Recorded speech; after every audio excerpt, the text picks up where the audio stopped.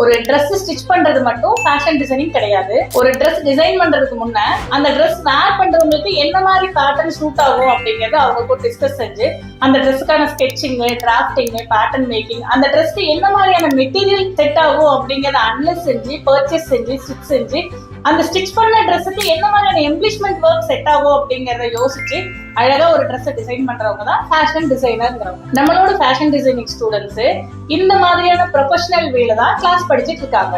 நம்மளோட ஸ்டூடெண்ட்ஸ் நிறைய இடங்கள்ல பொட்டிக் வச்சிருக்காங்க, ஃபேஷன் டிசைனிங் இன்ஸ்டியூட் கூட ரன் செஞ்சுட்டு இருக்காங்க.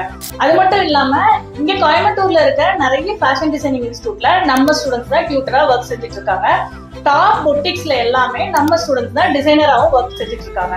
ஸோ நீங்க பிசினஸ்க்கான கைடன்ஸ் வேணும் அப்படின்னாலும் நம்ம கொடுத்துறோம், ஜாப்க்கான பிளேஸ்மெண்ட்டும் நம்ம அரேஞ்ச் செஞ்சு கொடுத்துறோம். நம்மளோட இன்ஸ்டியூட்ல ஃபேஷன் டிசைனிங் கிளாஸ் மட்டும் இல்லாம ஸ்டிச்சிங், ஆரி எம்ப்ராய்டரி கிளாஸஸும் இருக்கு.